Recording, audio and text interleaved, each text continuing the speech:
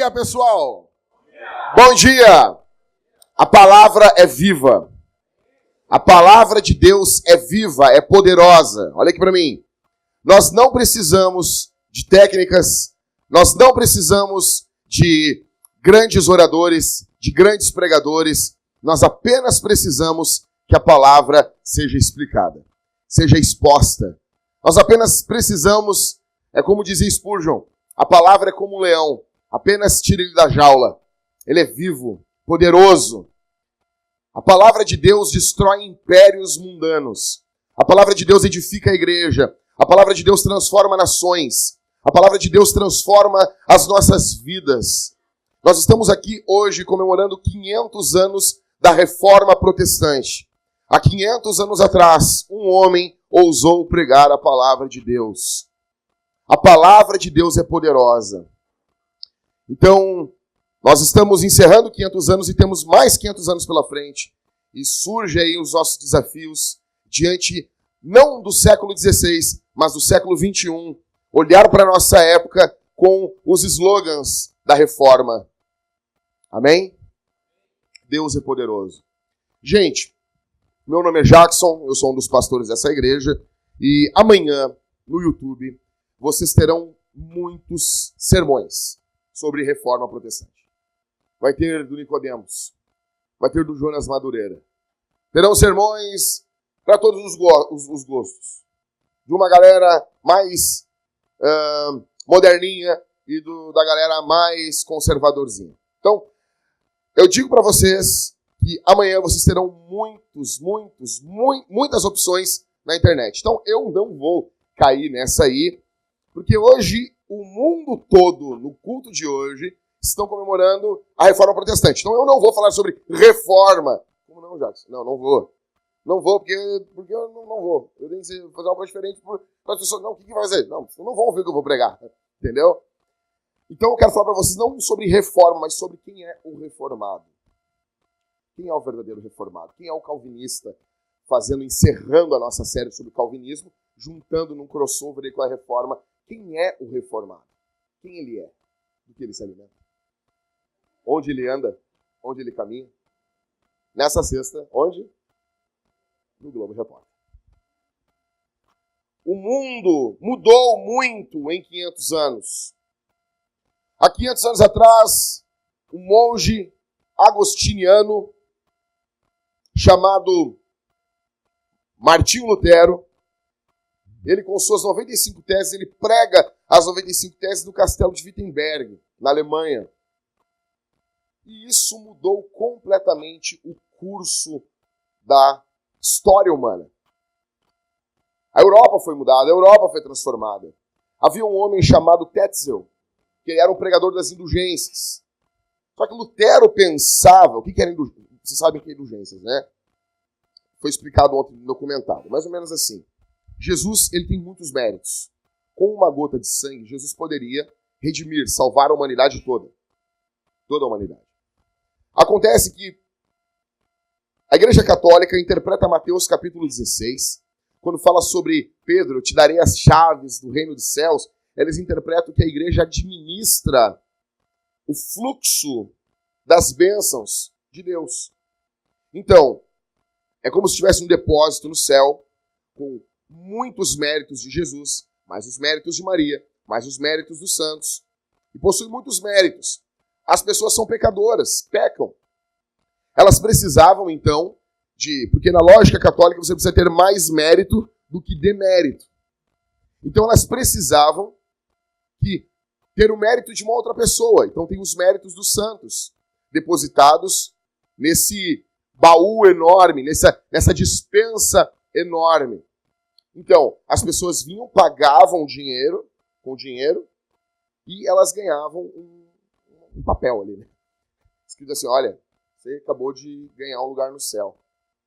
Interessante é que alguém que já se lembra do filme Robin Hood? O primeiro, não do Crow ali, né? O antigo, o verdadeiro lá do Kevin Costner, né?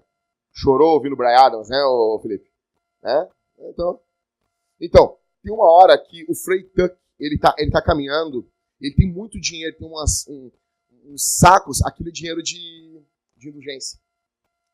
O que acontece? Tetzel passou a vender as indulgências.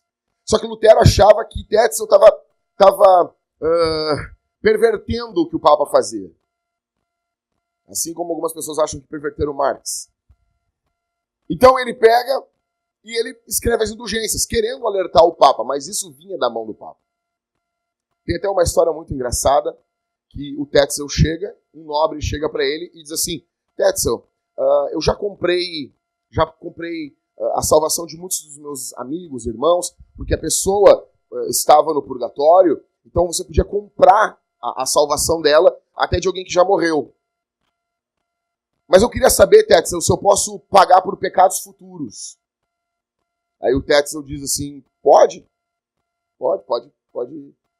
Aí ele dá um bom dinheiro ali pro Tetzel, o Tetzel dá a indulgência. Quando o Tetzel está saindo da cidade, esse cara vai e quase caga o cara a pau. O Tetzel. E daí o Tetzel apanhando, mas o que tá fazendo? Não, eu já paguei por esse pecado. Eu paguei para poder bater em ti, porque eu te odeio. E aconteceu que a igreja não fez nada com esse homem, porque ele havia pago pelos seus pecados mesmo. Vocês veem o tamanho da ignorância. Mas no meio disso tudo, o mundo muda em 500 anos. Quem é o mundo? Qual é o mundo que nós vivemos hoje? E quem é o reformado dentro desse mundo? Porque a gente tem que entender, Lutero leu o mundo da época, ele entendeu o mundo da época. E as 95 teses, ainda que não perfeitas, porque tem muito ranço papista, católico, romano naquelas teses, o mundo mudou. Lutero, na época dele, ele escreveu algo extremamente contextualizado. Então eu pergunto para vocês, em primeiro lugar, quem é o mundo? Qual é o mundo, melhor dizendo, qual é o mundo hoje? E como deve ser o reformado, o cristão calvinista, reformado, reformado nos dias de hoje? Primeiro, que a cultura que nós vivemos hoje é uma cultura da autonomia. A cultura tem o seu próprio código de conduta.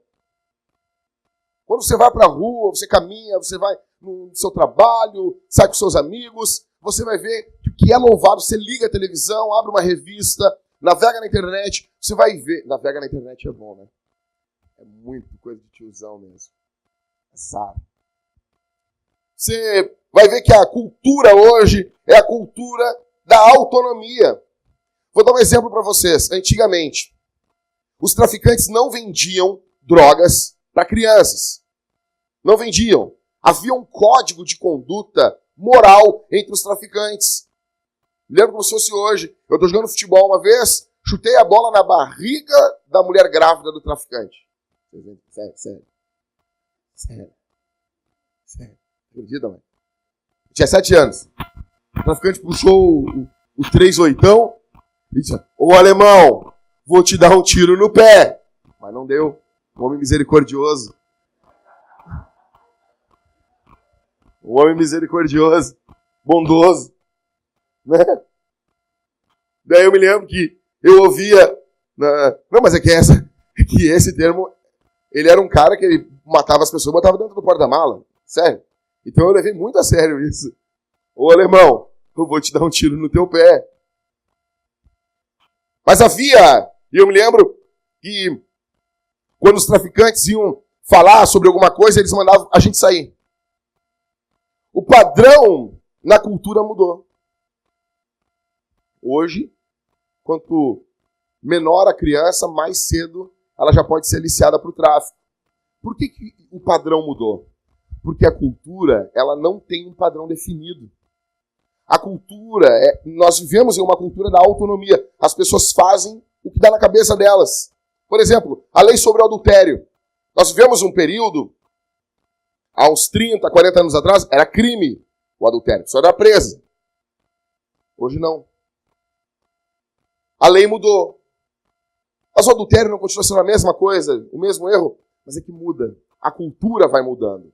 Por quê? Porque a cultura do mundo de hoje é uma cultura da autonomia. A cultura não possui compromisso com ninguém.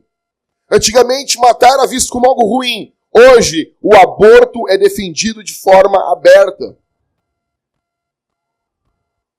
Então, em primeiro lugar, a cultura, hoje, é uma cultura da autonomia. Porém, quem é o reformado no meio disso tudo?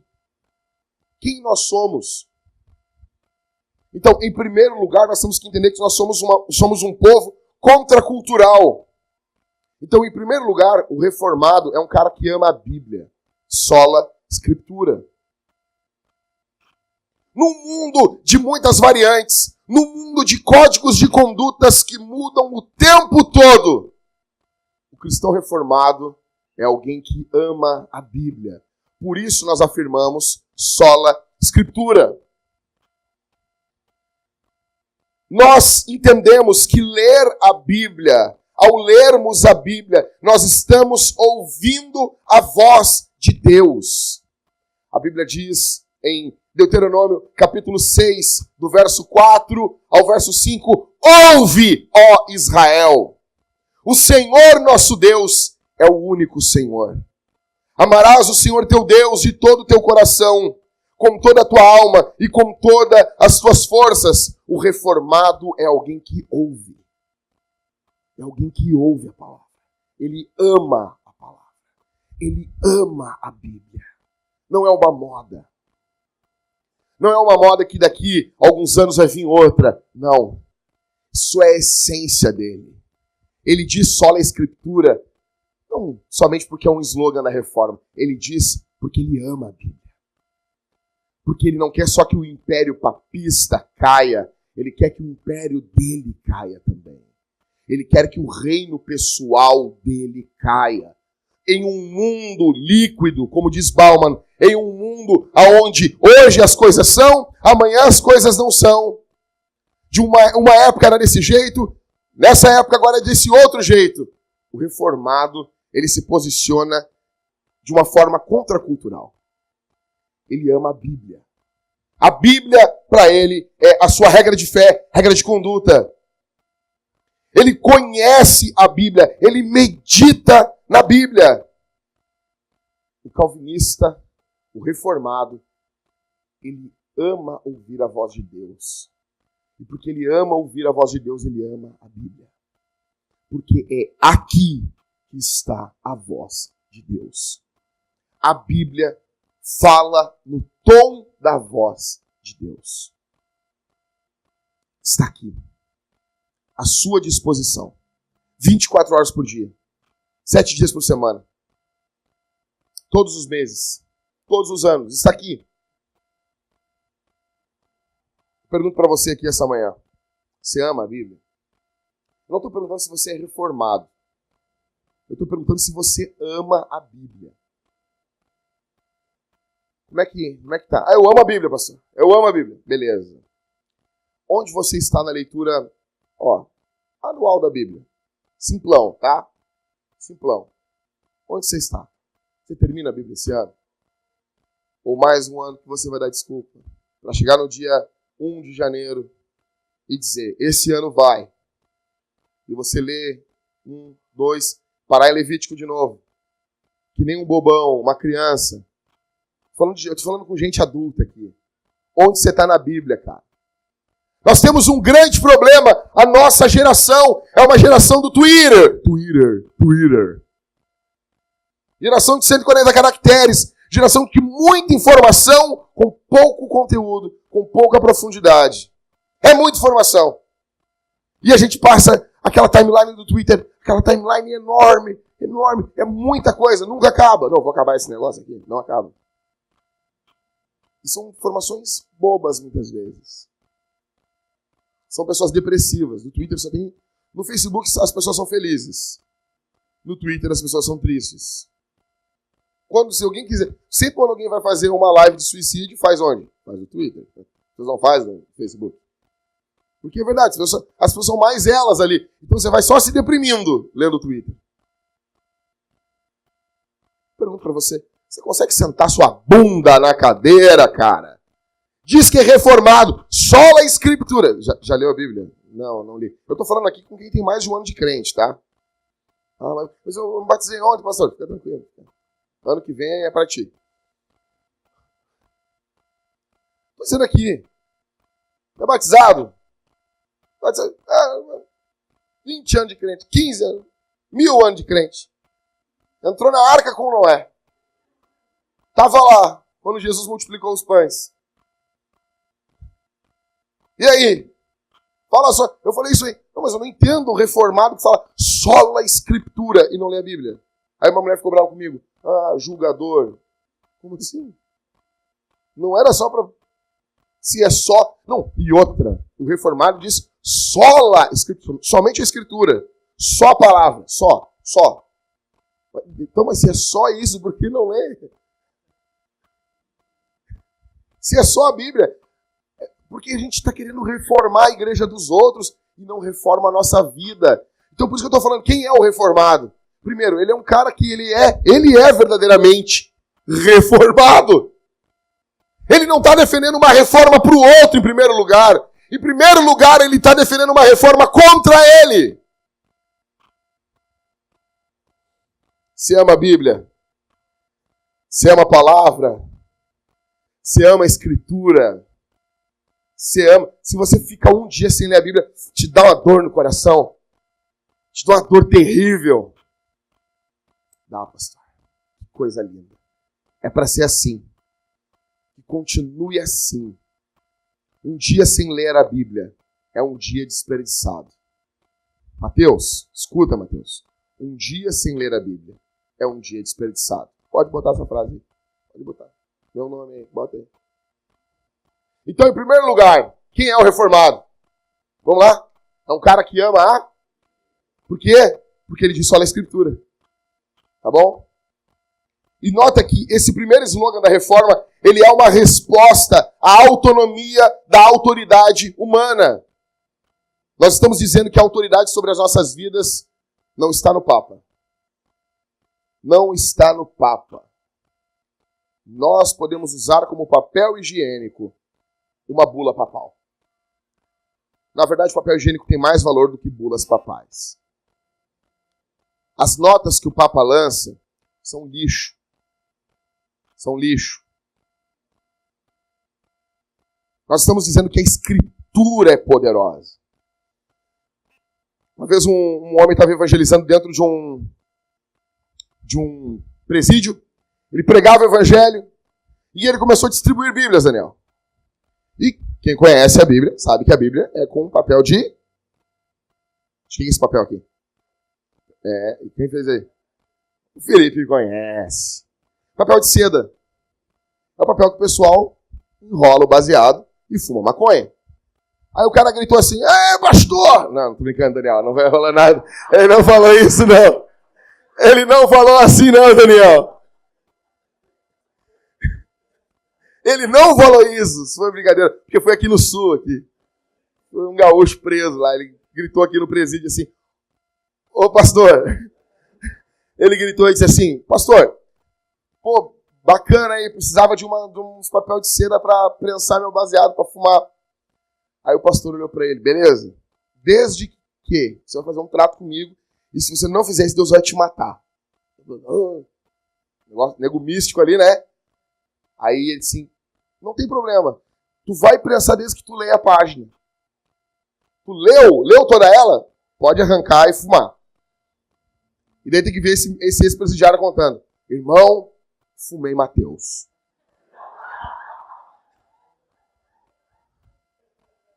Fumei todo Mateus. Mas eu já fiquei impactado com a história. Ele contando assim. Sério. Aí, fumei Marcos. Fumei Lucas. Quando eu estava fumando João, eu me converti. Sério. Poder da Escritura. Poder da palavra. Nós vivemos, então, em uma cultura da autonomia. Também nós vivemos, hoje, na cultura do herói. Na cultura do herói. A cultura possui seus heróis. A cultura tem seus campeões. Vocês viram agora a transferência do Neymar para o Paris Saint-Germain. É Saint-Germain? É isso? É isso que ele foi jogar, né? O cara chegou lá. Cara, assim, tipo, magro, assim, tipo, Ismael. Imagina o Ismael chegando num estádio, pessoas gritando o nome do Ismael. Não, é óbvio que nunca vai acontecer, tô brincando. E o Neymar chegando lá, magro, parecendo um mosquito borrachudo, fazendo as embaixadinhas lá, e a galera enlouquecida com ele. E ele é o quê? Ele é um herói. As pessoas gritavam, cantavam pra ele. Ele é um herói. E agora também foi o melhor do mundo foi quem? Foi o Cristiano Ronaldo, né? Que todo mundo sabe que ele é melhor que o Messi. Isso é óbvio. Isso é óbvio. Óbvio.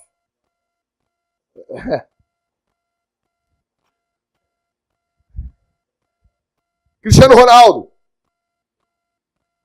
é um herói. Messi é um herói da nossa cultura. Nós temos também, na parte da política, Bolsonaro para muitos é um herói. Jean Willis, para muitos, é um herói. Trump, para muitos, é um Messias. Che Guevara,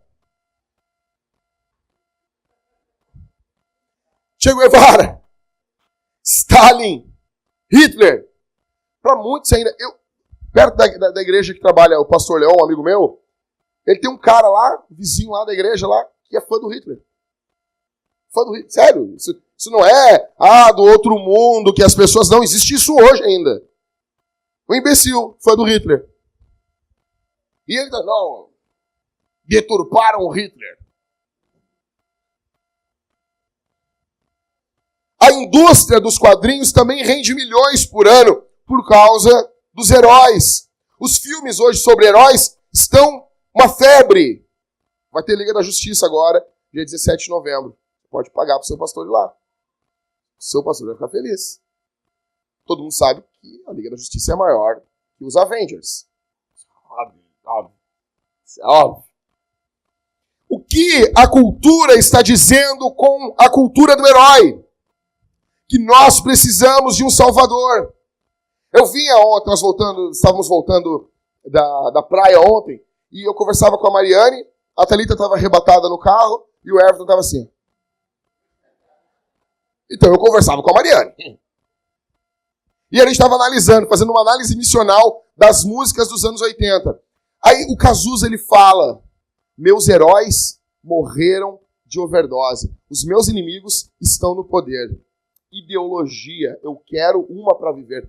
Eu dizia, Mariane, essa música é o clamor do homem sem Deus.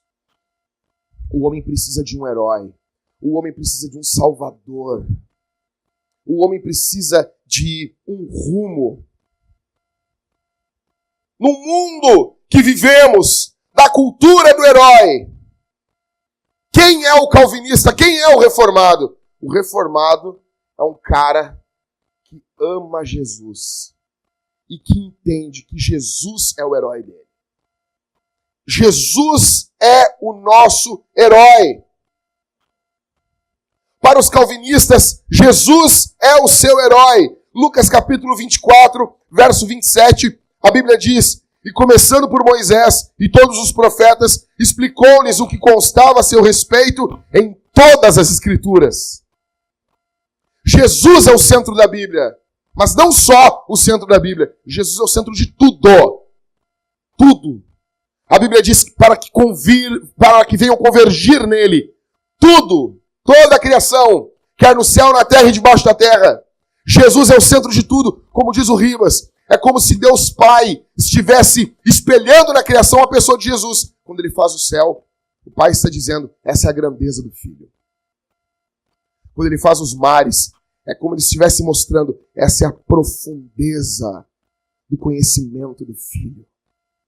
Quando ele faz a beleza da diversidade das folhas, das flores, das árvores, é como se ele estivesse dizendo, essa é a beleza do Filho. Quando ele faz as montanhas, é como se o Pai estivesse dizendo, essa é a força, é a imponência do Filho. É tudo sobre Jesus. Paulo manda as pessoas cantarem hinos a Jesus. Você lê isso na Bíblia? Por que Paulo manda as pessoas cantarem hinos? No período de Paulo aqui, os hinos eram cantados somente para os heróis. O que o apóstolo Paulo está dizendo é: Jesus é o herói da igreja. No mundo da cultura do herói, no mundo aonde o herói, nós precisamos de pessoas que se destaquem, o reformado, ele diz que Jesus é o seu herói. Por quê? Porque ele defende o segundo slogan da reforma, que é Solus Christus. Jesus é o nosso herói. Nós não podemos banalizar o que Jesus fez na cruz. Jesus foi entregue, o nosso Jesus. Você tem que entender isso aqui ao participar da ceia. Jesus foi atacado por animais. Largaram o nosso Jesus na mão de homens que eram animais. Jesus é fiel até a morte. Vai até a morte para salvar sua igreja. E eu pergunto para você aqui essa manhã, quem é o herói da sua vida? Quem a sua vida aponta? Andando com você, conhece mais de Jesus? Ou fica sabendo mais da vida dos outros, porque a tua boca é uma boca de conflito? Quando as pessoas andam com você, as pessoas sabem quem é Jesus ou não? Por que nós amamos Jesus? Porque nós dizemos solos Cristos. Segundo o slogan da reforma. Nós também vivemos num mundo da cultura do esforço, onde tudo é focado no esforço humano. Por exemplo, o Grêmio ganhou na semana que passou, na quarta-feira. Ganhou de quanto, Marco? 3-0. Jogando contra o Barcelona, lá fora. Os colorados disseram, o Barcelona, não é o Barcelona que nós jogamos. Aí perderam para o Ceará sexta-feira. Não é o ano de vocês, fiquem quietos. Vocês vão... Para com isso, tá feio, eu não quero mais. Chega! Parou! Perderam pro Ceará. Que horror isso. E eu do Barcelona, mas... Por quê? Nós vivemos uma cultura aonde querem o Grêmio, o Inter, o Ceará, o Barcelona de Guaiaquil. Eu nem sabia que tinha esse Barcelona, cara. Nós vivemos uma cultura o quê? Do esforço. É bom ver um time ganhando o outro. É bom ver um time ganhando, humilhando o outro. É bom, não adianta. Por quê? Porque é bom. Porque nós gostamos do esforço humano. Quem é o melhor time, quem é o melhor jogador, quem é a melhor zaga, quem é o melhor goleiro, se mata hoje pelo futebol. As pessoas não só dão a vida, como elas matam. Tem uma grande frase, agora o bairrista, essa semana, botou lá, nunca foi apenas futebol. Aí eles botam aquelas frases, aquelas imagens, acontecendo várias coisas no jogo. Aí eu respondi assim, não, claro que não é só futebol, é culto. É culto, o que está acontecendo aí é culto. Não sei, cara, sumiu meu som aí, velho. É culto. Cultura do esforço, livro dos recordes. Todos querem ganhar, todos querem ter razão. Vivemos em uma cultura onde os casais também se separam porque um não deu razão para o outro. Porque nós queremos ganhar, nós queremos mostrar a nossa fama. Nós queremos mostrar o nosso esforço. Diante dessa cultura, o reformado, ele é um cara que ele deve tudo à graça de Deus. Ele deve tudo à graça de Deus.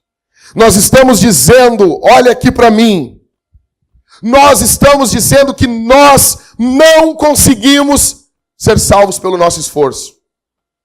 Em uma cultura que louva, que aplaude o esforço, nós estamos dizendo para essa cultura, nós não conseguimos. Nós precisamos da graça de Deus. Efésios, capítulo 2, verso 8 diz, porque pela graça sois salvos, por meio da fé, isso não vem de vós, é dom de Deus, verso 9, e não vem das obras, para que ninguém se orgulhe. Em meio a uma cultura do esforço, em meio a uma cultura de, eu vou lá e faço do meu jeito. Das mulheres agora, né?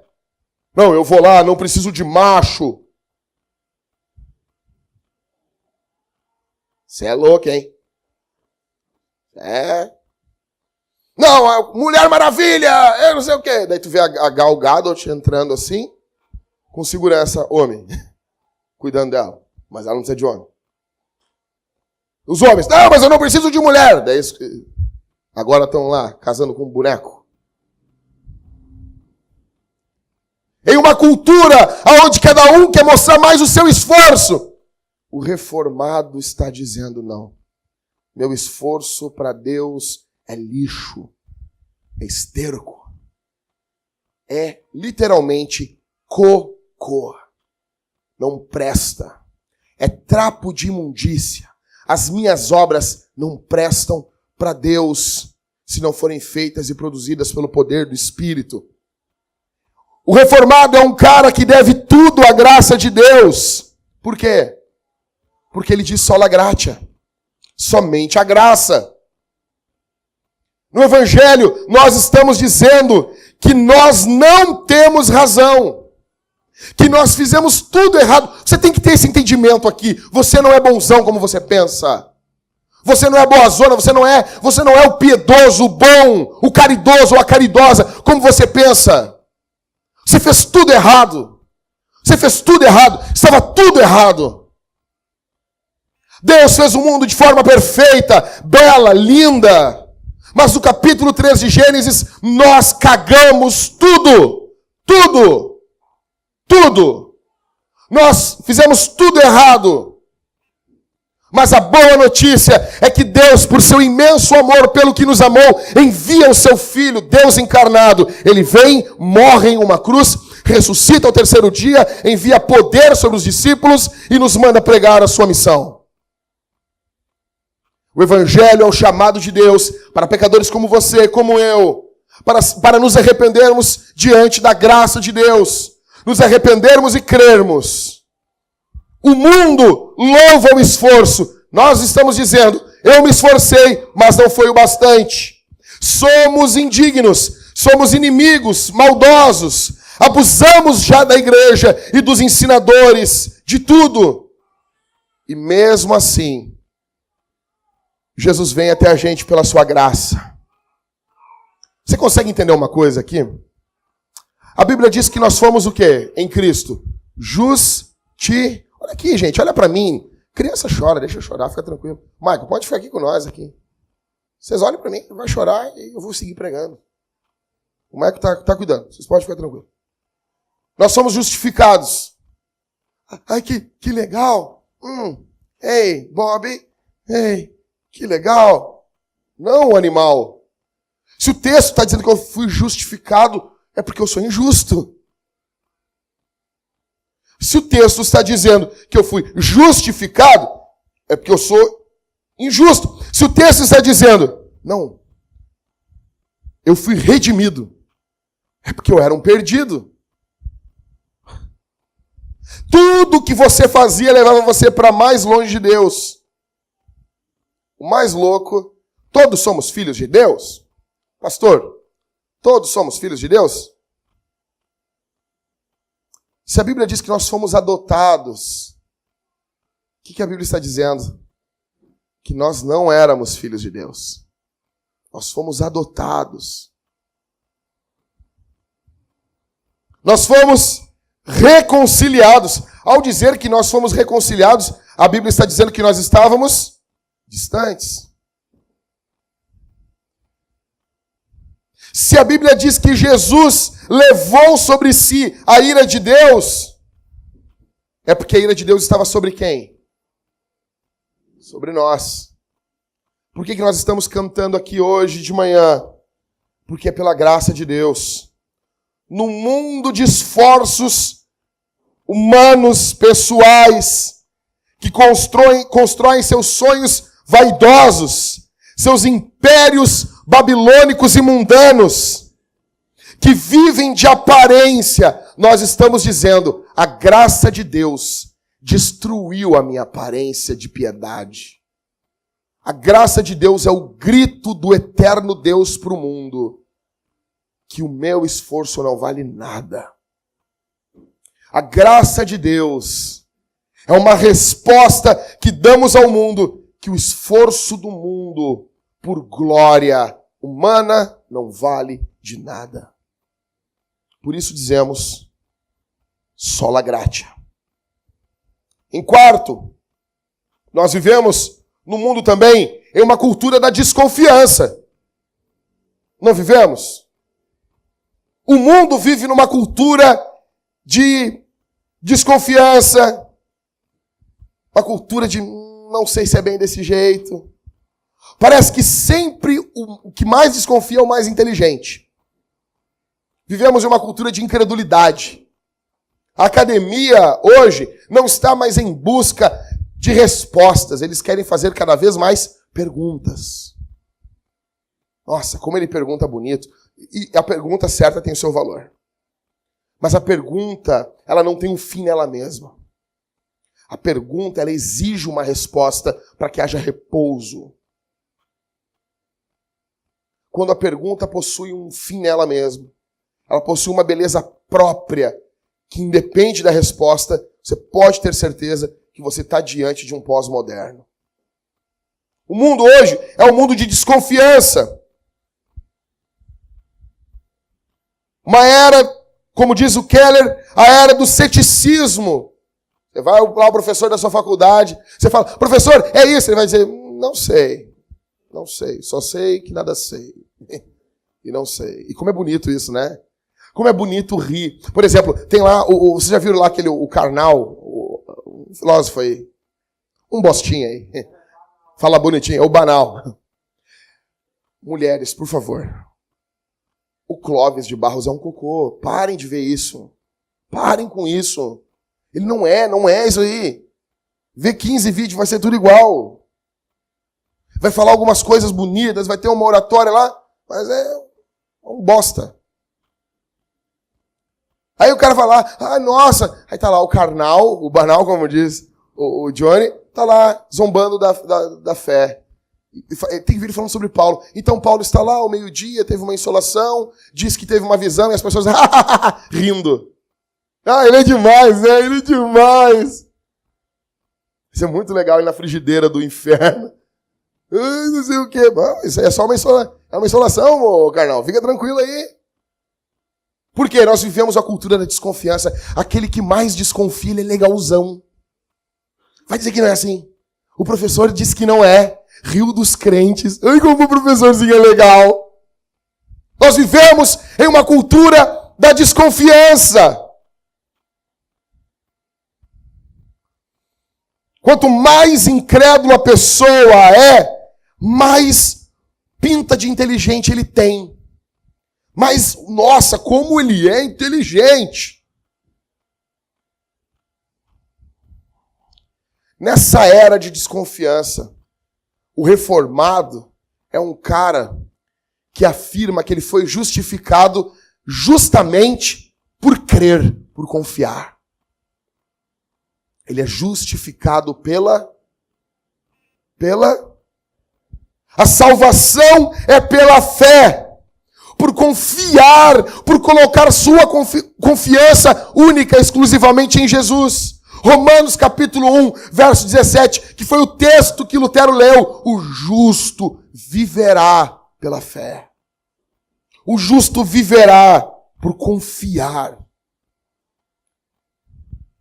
Nós não queremos, gente, eu quero dizer aqui, nós não estamos atrás de parecermos espertalhões. Vai no programa do Jô, nem tem mais. Senta lá, cruza as pernas. Pois é, né, Jô? Nossa, como ele é inteligente. Não é inteligente porcaria nenhuma. Chora quando o familiar morre. Tem suas dúvidas, tem suas crises. Só que isso não vem de livro. Também fica pensando diante das coisas de Deus assim, e se isso for verdade?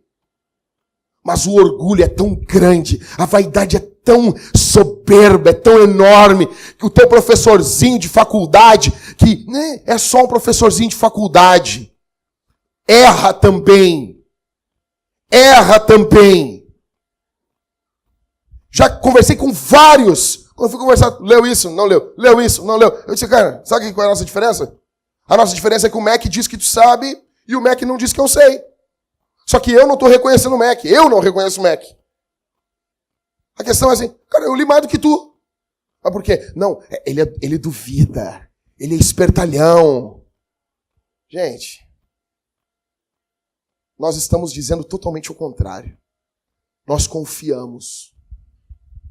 O reformado é o que confia. É o que fecha os olhos, ora, agradece ao Senhor, abre os olhos e vai.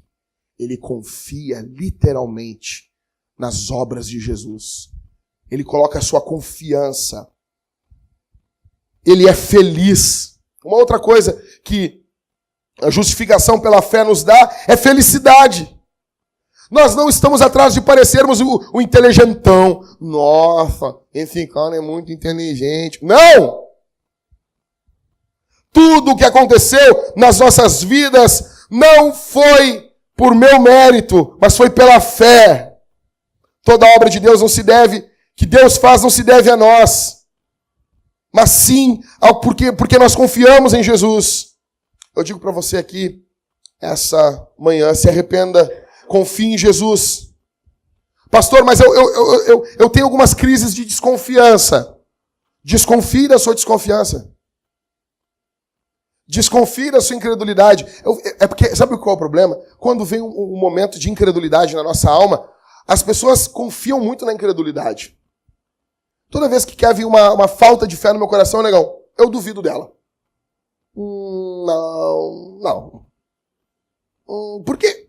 Por que quando vem uma incredulidade no coração da gente, a gente crê na incredulidade?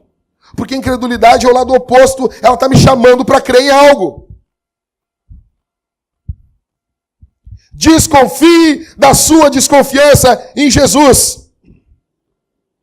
Eu pergunto para você aqui, essa manhã, qual foi o babacazinho, intelectualzinho que você viu na TV, na internetzinha? Foi o Clóvis de Barros? Aquele cocô lá? Foi lá o Karnal, lá, aparecendo lá um lupa-lupa? O anão da Ilha da Fantasia? Foi isso? Tu viu? Nossa, como ele é inteligente. Você nunca leu nada, cara. Você nunca leu a Bíblia. Você não entendeu Romanos 9. Vai ler Romanos 9, negão. Você não vai nunca chegar perto desses filósofozinhos de livro da Thomas Nelson. Para com isso, cara. Isso aí é livro para a revista do Avon, cara. Isso aí é ai, viva feliz, peide cheiroso. Você é demais. Uau, eu tô lendo filosofia. Para com isso, cara. Nós estamos dizendo que nós confiamos em Jesus. Que nós estamos completamente do lado oposto desses céticos vaidosos do mundo. Eles desconfiam de tudo, menos da desconfiança deles. Porque ela é um Deus para eles. Esses caras são piadas. Mas o engraçado é que esses caras, eles não desconfiam do sinal de trânsito. Eles vêm vindo, quando está vermelho, é vermelho. Daí a verdade não é relativa. Por que eles não fazem assim? Olha para mim aqui. Filósofo pós-moderno, vem vindo. Aí ficou vermelho. O vermelho é relativo, vou continuar andando. Por que ali na hora... Não, dali é absoluto. Quando pega um veneno de rato, por que eles não dizem, não, isso aqui pode ser uma Coca-Cola? Porque esse veneno de rato é algo relativo. E por que eles não bebem? Porque no fundo, ninguém consegue ser pós-moderno o tempo todo. Não dá. Na hora de tomar o remédio, tem que ler a bula. No meio de incredulidade, num mundo de incredulidade, o reformado está gritando, sola fide. Sou justificado pela fé. Terminando aqui, o mundo que nós vivemos é um mundo onde o homem busca a glória para ele mesmo. Glória é peso, vem uma palavra hebraica, kabod, que quer dizer, ou kabod, que quer dizer peso, importância. O mundo vive intensamente buscando algo que faça sentido para a sua vida. A Madonna, ela diz que sempre quando termina um show E ela vai dormir, no outro dia ela acorda e ela pensa, em vez de descansar do show, Cauê, ela pensa, eu preciso fazer algo muito mais espetacular. Porque senão alguém vai me passar. Vocês acham que uma celebridade tem paz? Alguém que está estourado nas rádios, essa pessoa tem paz, tem descanso? Ela vai dar a vida dela para manter aquilo ali. Ela vai dar a vida dela para manter aquele negócio ali. Porque aquilo ali é um Deus para ela. Porque ela vive para a glória da imagem dela. Ela vive para a fama da sua imagem. Por que o mundo hoje, as redes sociais são algo que estão despontando demais? Porque as redes sociais são sobre nós. Há 20 anos atrás, você pegava uma revista, você não via foto sua. Você via foto dos artistas. Você via foto de pessoas importantes. Agora o seu Facebook, as fotos são suas. É sobre você. Você abria o mundo de antigamente, de 20, 30 anos atrás, você comprava jornal de verdade. Hoje, a venda do jornal está tão baixa que eles estão dando nas esquinas. Não tem um jornal Metro? Eles dão o jornal. E você pegou e você nem leu todo. Ah, vou pegar esse jornal. Para quê? Para limpar os vidros do carro aqui, Robson. Jornal é a melhor coisa para limpar vidro. Mulher de casa, limpe seus vidros com jornal. Homens, limpe seus vidros do carro com jornal. É jornal. Não tem limpa-vidro que supere o jornal. Mas o quê? Os jornais eram o quê? Fotos dos atletas. Agora não. No Facebook do Robson está o Robson no futebol. Está o Letieri com aquela calção do Renato Gaúcho. Por quê? Porque as nossas redes sociais são sobre nós. O mundo vive na busca de uma cultura para sua própria fama. E o homem não descansa enquanto ele não vê cada vez mais o seu nome possuindo fama, possuindo glória. Qual é a maior busca? É o textão da internet. Muitos compartilhamentos. Textão de Facebook. Muitas curtidas. A cultura vê isso com bons olhos. A Madonna chega e diz assim, eu quero ser sempre melhor. A cultura, que legal. Que bonito. Os justos, você está demitido. As pessoas, eu procuro alguém que queira sempre mais, que queira glória, que queira isso. E as pessoas, nossa, uau. Nossa, ele é incansável. Alguém que nunca está satisfeito com nada, que quer sempre mais glória. Nesse mundo, quem é o reformado? O reformado é um cara que vive para a fama não dele, mas para a fama de Jesus. O que motiva o calvinista a levantar de manhã cedo não é a sua glória, mas é a glória de Deus. Por isso ele diz, só lhe deu glória. O calvinista, o reformado, ele entende que a salvação, olha a nossa grande diferença dos arminianos. O arminiano tudo é a salvação. Não, vou fazer isso aqui, não, minha salvação. Para o calvinista, não. Para o reformado, não. O reformado, a salvação é a porta de entrada. O alvo não é a salvação. O alvo é a glória de Deus. Nosso alvo é a glória de Deus. Filipenses 2,9 diz, até o 11. Por isso, Deus também o exaltou com soberania e lhe deu um nome que está acima de qualquer outro nome, para que o nome de Jesus se dobre todo o joelho, dos que estão nos céus, na terra e debaixo da terra, e toda língua confesse que Jesus Cristo é o Senhor, para a glória de Deus Pai. O calvinista é bem-aventurado. O reformado, ele ama a Deus, ele ama o próximo. Por que nós vivemos em missão?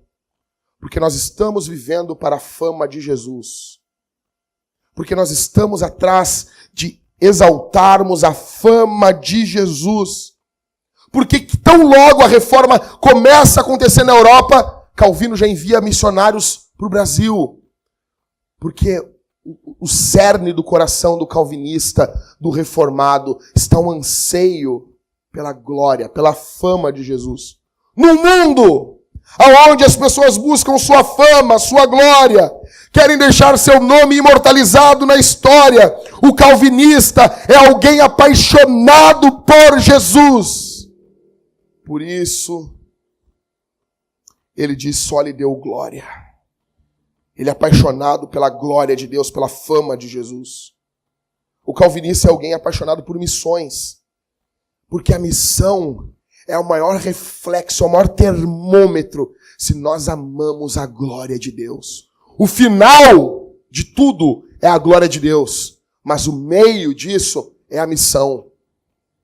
Você não tem como você falar sobre a glória de Deus se você não vive em missão. Se a missão não é o alvo da sua vida. Estamos em missão por causa da fama de Jesus. Vivemos para a glória de Deus. E por isso dizemos, só lhe deu glória.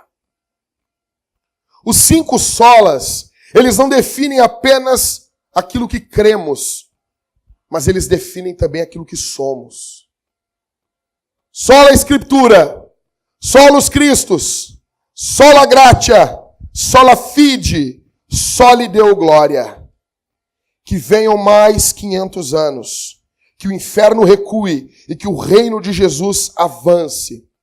Que venham mais 500 anos sem papas, que venham mais 500 anos com a Bíblia sendo pregada em nossa língua. Que venham mais 500 anos sem indulgências. Que venham mais 500 anos com a Bíblia como centro da igreja. Que venham mais 500 anos de Jesus como nosso herói. Que venham mais 500 anos da graça de Deus sendo exaltada. Que venham mais 500 anos de pessoas justificadas pela fé somente.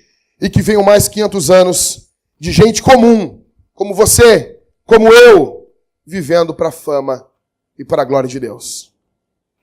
Vamos ficar de pé, igreja. Eu queria uma água. Meu Jesus, essa igreja aqui diz assim, esse pastor vai pregar, vai suar no púlpito. Nós vamos deixar esse homem suando, não vamos dar nada de água para ele. Ele que se rale. Gente, só peço isso. Obrigado. Você já pega para mim. Não, desculpa, essa é tua. Vamos orar, gente? Vamos, nós estamos em celebração, nós estamos comemorando. Nós somos contraculturais. Não dispersa, gente. Por favor. Obrigado, Michael. É nosso esse galardão aqui. É, né? Eu sempre levava a água para os pregadores. Sempre tem um pregador que eu quero levar, porque daí eu ganho o galardão do sermão também, entendeu? Tá lá. Jesus falou isso aí. Vamos orar, gente? Fecha os olhos. Fecha os olhos. Eu vou enfiar o dedo no teu olho se não fechar o olho. Fecha o olho. Senhor Deus, obrigado por 500 anos de vida, do sopro do teu Espírito sobre a tua igreja. Nós não estamos confessando que começamos há 500 anos atrás, mas nós confessamos que somos a tua igreja. Obrigado pela obra poderosa que o Senhor Deus faz em nossas vidas. Que teu nome seja bendito. Que teu nome seja elevado. Que teu nome, somente o teu nome, obtenha glória. Que possamos, Senhor, nesse mundo louco, ter tua palavra como nossa regra de fé e de autoridade sobre nossas vidas. Que possamos, Senhor, nesse mundo de busca pelo herói, possamos ter o Senhor Jesus como nosso herói, como centro da nossa música. Que nesse mundo, Senhor, aonde as pessoas querem mostrar o seu esforço, que possamos gritar em alto e bom som que fomos justificados pela fé, porque confiamos, pela tua graça. Que tua graça seja exaltada, Senhor. Que nesse mundo de desconfiança, que possamos, Senhor, não nos envergonhar de crermos. E que nesse mundo de busca incessante por glória humana, possamos não somente gritar só lhe deu glória, mas que possamos viver para a tua glória. Que venham mais 500 anos o poder do teu Espírito. Exalta o teu nome. Glorifica teu nome. Que o inferno recue e que o Senhor obtenha toda a fama que lhe é devida.